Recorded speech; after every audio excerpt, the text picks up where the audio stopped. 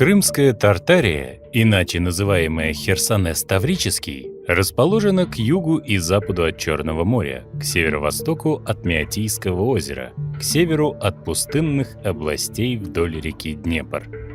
Народ в стране крымских татар грубый, но не лишенный добрых нравов.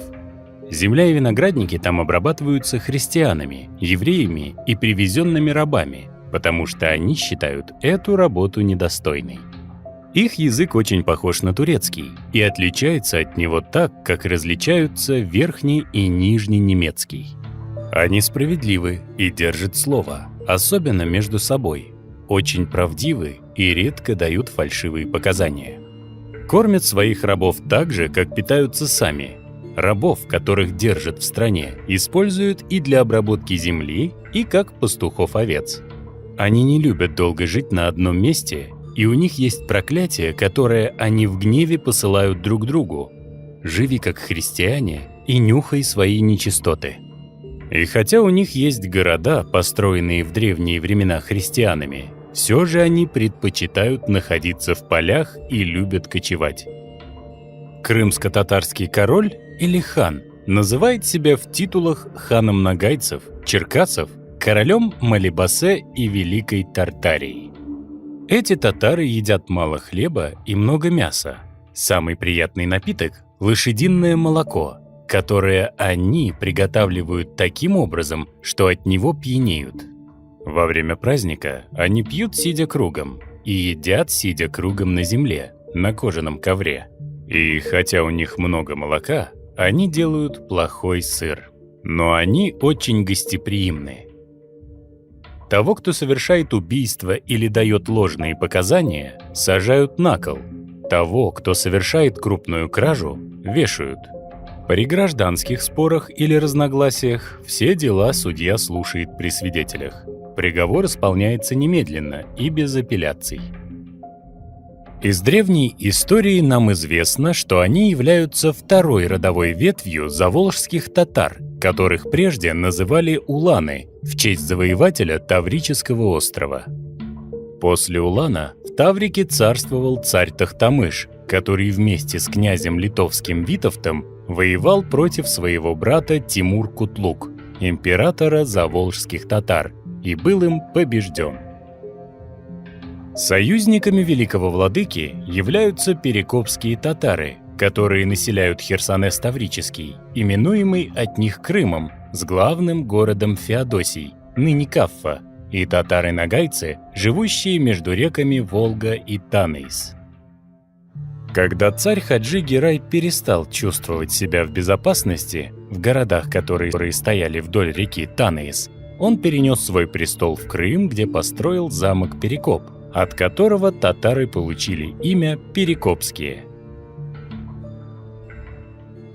Царство Великого Нагая совершенно равнинное и неукротимое. Оно не имеет городов или постоянных мест проживания, хотя в прежние времена их было несколько. Самый известный среди них – Царев город, иногда именуемый Царевы палаты, который был столичным городом. Я в нем насчитал 80 больших зданий, мечети, дворцы, караван-сараи, из которых некоторые стоят в 6 милях друг от друга. Московиты имеют разные мнения относительно причины его разрушения. Некоторые считают, что его разрушили казаки, но те, хотя и любят хвалиться своими военными делами, говорят, что этого не знают. Московиты время от времени вывозили кирпичи и высеченные камни из разрушенных городов, из которых они построили большую часть Астрахани и других соседних городов и крепостей. Но кроме этого сарая, так татары называют этот город, там в древние времена было еще 6 других вдоль реки вниз по течению, и в каждом из них жил один хан. Но с течением времени и во время войн они были полностью разрушены. Страна по левую сторону Волги, от Камы до Астрахани и далее вдоль северного и северо-восточного берега Каспийского моря до земли татар, называемых тюркманами, носит имя Мангат и Нагай. Жители исповедуют закон Магомета. Почти все они были истреблены в 1558 году, во время пребывания в Астрахани английского посла Энтони Дженкинсона. Война, сопровождающаяся голодом и чумой, стала причиной гибели свыше 100 тысяч человек из этого народа. Таких смертей никогда не видели в этих землях. Страна нагайцев изобиловала пастбищами, но жителей в ней не осталось. И это было к великому восторгу русских, которые вели долгие и жестокие войны с нагайцами. Сейчас на востоке от Великой Нагаи находится казахская орда. Границей им служит Яик. Эти казахские татары ездят по всей стране так же, как и нагайцы. Они часто воюют с калмаками и юргичанами, но редко с нагайцами и караганцами. Лоуренс Эчерд в 1691 году опубликовал полную географию.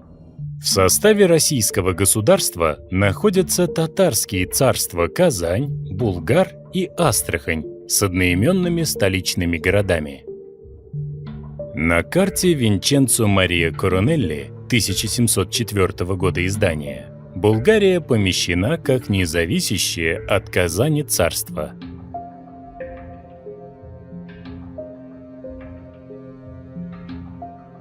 Здравствуйте, друзья, и все те, кто интересуется историей.